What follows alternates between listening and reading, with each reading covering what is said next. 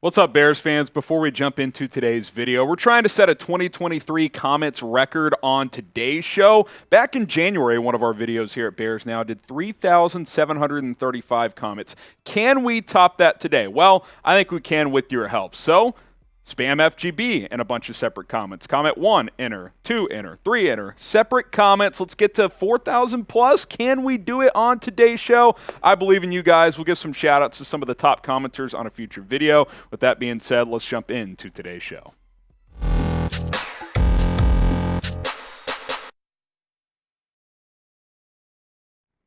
I'm Harrison Graham, and today's episode of Bears Now is presented by Manscaped. I love the Beard Hedger Pro Kit from Manscaped, keeping me nice and groomed. You can have the same product for 20% off by using code BEARS20 at manscaped.com. Check out all their products. We'll talk about the Beard Hedger a little bit more later on in the show. All right, let's kick things off with a free agent rumor. Then we got some juicy draft stuff to get to, so stick around for that. Leonard Floyd. Could the Bears bring back the former top 10 pick made by Ryan Pace back in 2016? Well, Bleacher Report is predicting that the Bears will bring Leonard Floyd back to Chicago, and they think it'll be on a 3-year deal. I don't think that'll necessarily happen, but here's Christopher Knox of Bleacher Report with his thoughts here. Floyd could provide some punch to a pass rush that produced only 20 sacks last season. So far, DeMarcus Walker is the only edge rusher Chicago has added this offseason. The Bears still lead the league with $38.5 million in cap space. And I think there's some good points there. They have the cap space. They need more pass rushers. The question is, and I think probably something the Bears have discussed internally, is a guy like Leonard Floyd a fit? It's possible they don't view him as a fit. Obviously, Matt Eberflus, Alan Williams, this is a 4-3 defense, and in 4-3s, typically edge rushers are bigger, 260, 270, sometimes even bigger. That doesn't mean that lighter guys can't play in 4-3 schemes coming off the edge, but Leonard Floyd's 240, 250. I mean, he's traditionally been a 3-4 outside linebacker in his career. Now, what I would say is you need pass rushers, and Leonard Floyd can do that. I mean, when he left for the Rams after leaving Chicago in the 2020 offseason, 29 sacks in 3 years, and it's been dispersed out, right? It's not like he had one huge year and 2 mid-years, 10.5, 9.5, 9. I mean, he's been a pretty productive pass rusher for LA, and he's always been a good run stopper, so he's become a more complete player. He's only 30 years old. I certainly would have some interest here, and I think Knox makes a good point as well, is you haven't really added a ton of guys who can rush the passer except for DeMarcus Walker. I think this defensive line is still probably the worst unit on the roster, and that includes the offensive line. Obviously, protecting Justin Fields is probably a bigger priority right now, but this front four over time is just simply got to improve. I mean, there's just no doubt about that. I would give Floyd a look. Why not? I mean, you need guys that can produce. Now, would I give him a 3-year deal already being 30, and this is a team trying to remain flexible in future off seasons as they build this roster? Probably not. 1 or 2 year deal is something I'd be more interested in, but if nothing else, a 1-year deal to help give you production this year, kind of be a stopgap option. Yeah, Leonard Floyd is a solid player. There's simply no doubt about that. Don't look at the Rams cutting him as some note of, yeah, he's done. No, they were just trying to shed cap, and they're trying to retool their roster a little bit. So I'm interested in Floyd. I think guys like Ngakoue probably fit the scheme better, but whoever they want to add to help rush the passer is something I would certainly be on board with. Now, would you sign Leonard Floyd in free agency? Type S for sign or P for pass. I'll make this the pinned comment on today's video. S for sign, P for pass. Would you sign Leonard Floyd or not? Get to our next story here on Chicago Bears Now. Jalen Carter is set to visit the Chicago Bears today. We knew the draft visit was going to happen. That was reported a few weeks ago that they would bring him in for a top 30 visit. Actually, Ryan Poles just said it himself. Well, that visit is set to happen today per Adam Schefter. Here's more from Shefty as he says the Bears are having him in for a visit. It is his second visit with him, having already visited the Eagles. Carter's agent, Drew Rosenhaus, said he is declining visit request for any team drafting outside the top 10 picks. Rosenhaus says, I'm confident Jalen will go in the top 10. He's a good person, family man, loves football, and is a generational talent. Carter was invited and plans to attend the NFL draft later this month in Kansas City. I would make a very strong argument in terms of the Bears' interest in Jalen Carter that today is a make or break day. I don't think I'm breaking any news there, but with the misdemeanor arrests charges and the pro day incident where he showed up overweight, couldn't get through the workout. This feels like a make or break day as the Bears continue to get to know the kid, do their homework and research information, all that stuff. Today's visit, I would almost assuredly declare will determine whether or not the Bears would consider drafting Jalen Carter at number 9 overall. He may not even fall to number 9, but if he's sitting there, I got to think that today is kind of like the final touch-up of, will we consider this guy or not? I'm not saying Jalen Carter's a good or bad person. I don't know him personally, but I do know this. This is the first-round pick for Ryan Poles. He's trying to rebuild this thing with a long-term vision.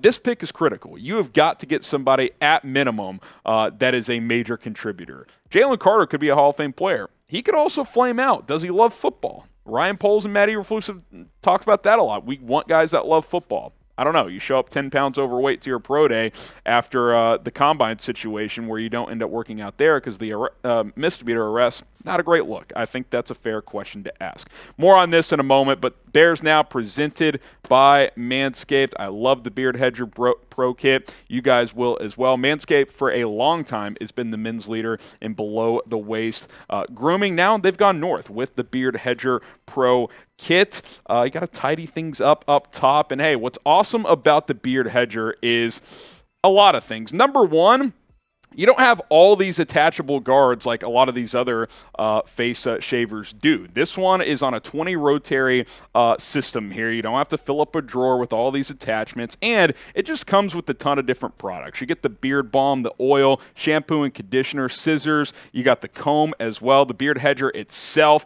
I recommend getting the Beard Hedger Pro Kit. It all comes in a pack together, and you're good to go. You're set for a while, and quite frankly, as a beard guy, I've gone through several products in the past. Those attachments wear out over time. The battery's not good. On this one, it's great. It lasts a long time, and it's waterproof as well. I just love the Beard Hedger Pro Kit, and I think you guys will too. From one beard fella to hopefully many more out there, check out this product. Get 20% off. Promo code BEARS20 at manscaped.com. It's manscaped.com, promo code BEARS20. You will be good to go. You will not regret getting the Beard Hedger from Manscaped. Okay, more on Jalen Carter. Again, the talent is obvious. Now, the raw stats weren't necessarily there, but he was Pro Football Focus's highest graded player or defensive player this past season. Like, his impact is obvious. The fit is there. I mean, we go back to this defensive line depth chart that we just looked at when talking about Leonard Floyd. Like, I imagine plugging him in where Justin Jones is and making Jones a rotation guy. Billings is your one tech. Like,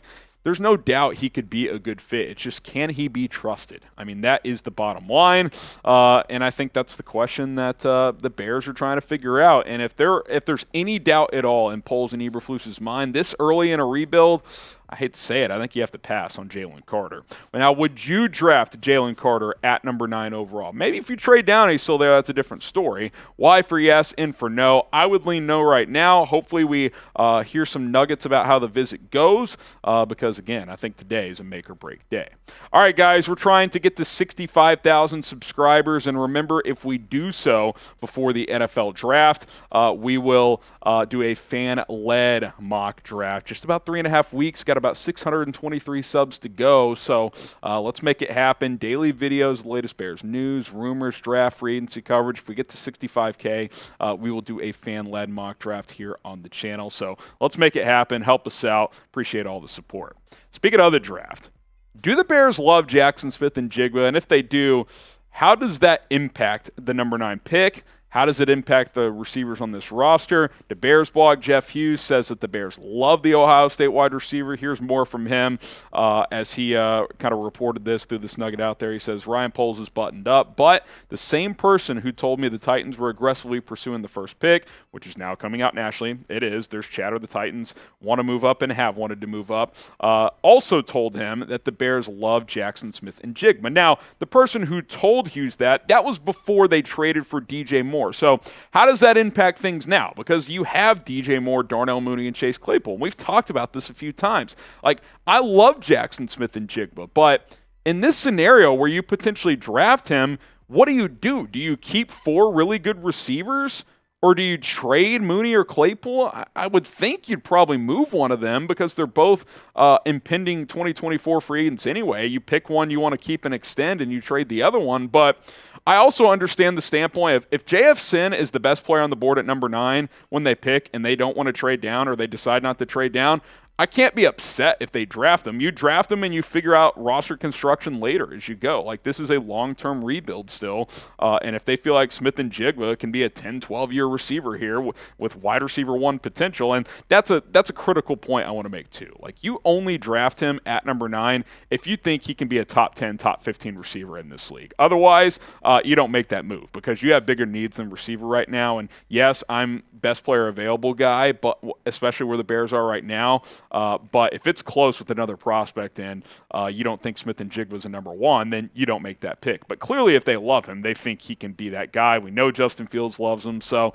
it's a tricky situation if your poll's an Eberflus, but it'll be fascinating to see come draft night if he's in the mix at number 9.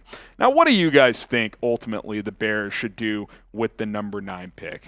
Drop a comment, drop several comments down below, and let me know because, again, we're trying to set a comments record for 2023 on today's video. Spam FGB, type 1, enter the comment, type 2, type 3. I will say this, sometimes YouTube's algorithm will pick up, like if you say the same comment over and over and over, it'll only let you send so many. So maybe mix up the comment, type different numbers in there, whatever the case may be. Let's set a record. We're competing with the other channels at Chat Sports. Appreciate the support. We'll see you guys later here on the channel.